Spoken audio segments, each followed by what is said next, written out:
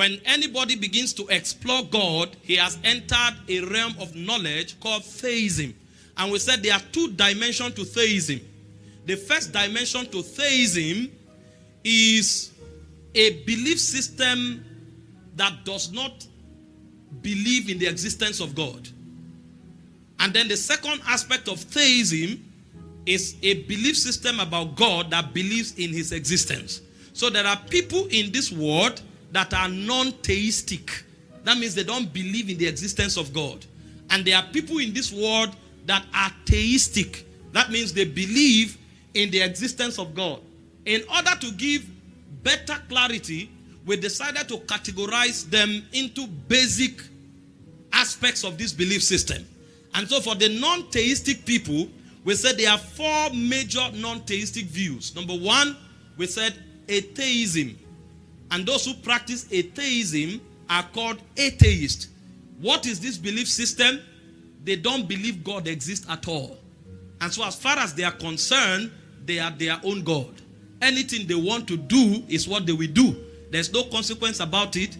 They decide how to live their lives, and should any consequence come from it, they are willing to handle it. They are the God of themselves because there's no God anywhere. That's the atheistic view. And then we say we have the agnosticism. And we said the agnosticism is practiced by people called agnostics. And what do they believe? They believe God may exist, but man does not have the mental competence to find him.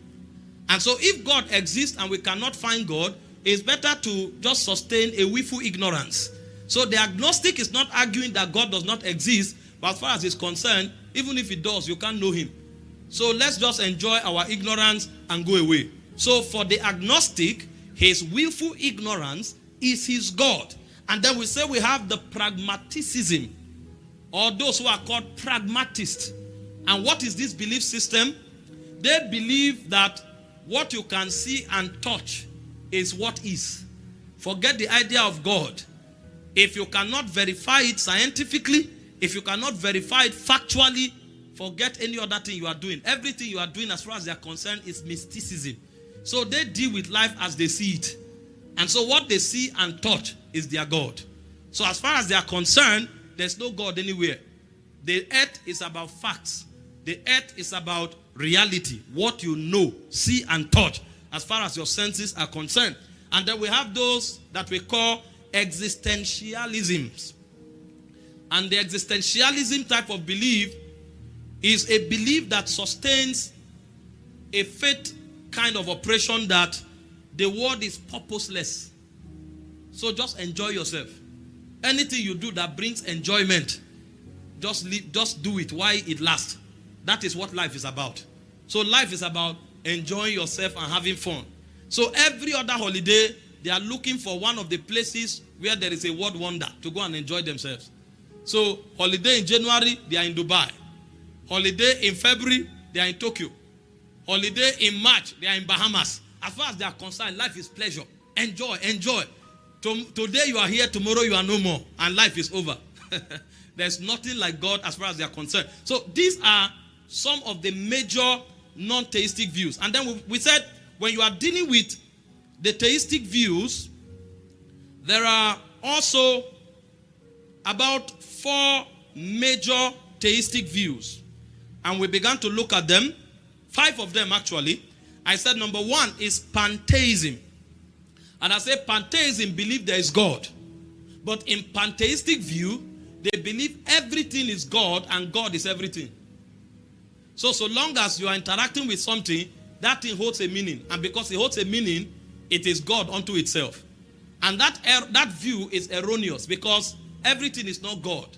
Rather, there is a God of everything. Are you following this? And then we said after the pantheistic view, we have the dualism view. And the dualism view believes that God is 2 opposite forces that has always been in contention with itself. So they have good and evil. They have light and darkness. So as far as they are concerned, anything in this world has an opposite. And that opposite is a contrast. Those 2 forces opposing themselves, to them is God. So it's good and evil that controls how we think. So good and evil must be God. If you do wrong, you feel bad. If you do good, you feel right. So that operation of good and evil in itself is a force. So it's a type of God. That's how they believe it. So that is called dualism. And then we have what we call polytheism. Polytheism believes everything is not God, but there are many gods. And I gave you an example of the Greek mythology that has several gods, from Zeus to Ares to Helena, and so many of those gods. There's a God for everything. God of thunder, God of fertility, God of beauty, God of anger, God of death. So anything that is a major factor in life, there's a God watching over it. That's the polytheistic view. And I'm told that the Hindus have over 2 million gods. No wonder they are over 1.6 billion, because they will need a lot of gods for that. Glory to God. So there's polytheistic view, and then there is the view called deism. Deism believes there is God but is absent. So it's a belief system that suggests or postulates an absentee God. What does that mean? It is the power and principle of God that runs creation. But in essence and in being, God is not part of creation. So it's like God created the world and went on a journey and allowed the world to be regulated by his power and his principle. He's not part of creation. So they believe in an absentee God. And then finally we have the monotheistic view. And I said the monotheistic view is the view that believes there is what? One God. And that is where Christians belong. However, I said it's not enough to just carve your niche as a monotheistic person. Because not only Christians, there are several other religions that also believes in one God. And many people make the mistake to say all of us are serving the same God. And so now they are even trying to advance for one world religion. That thing is from the pit of hell. Anybody who supports it is part of the Antichrist agenda. We are not all serving one God. The God we are serving is all by himself. He said, I am God and I'm God alone. There's none beside me. And that God has a way he manifested himself. Any other being that is worshipped who does not manifest himself like him is not our God. So please don't go into political correctness. Don't go into under the pressure of being accepted by everybody. And then you come to sit with a Muslim, a Jew, a Sikh, or a Mahurat, how do they call it now? You'll sit on the same table and say all of us are serving the same God. We are not all serving the same God.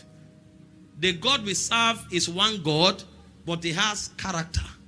He has qualities. He has attributes. He has mode of manifestation. And for you who is a Christian, you must understand everything about your God so that you are not swept into the crowd to assume we are serving the same God and you encounter a spirit that you don't know. Are you following this?